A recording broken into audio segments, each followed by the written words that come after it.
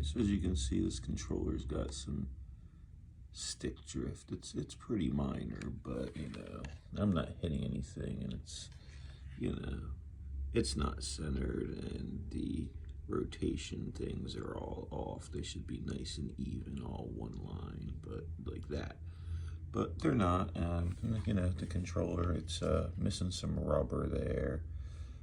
We're gonna replace the sticks, and it also has no back, and clearly somebody's already opened it. But I got it for $5 off Marketplace. Let's see if we can make it work.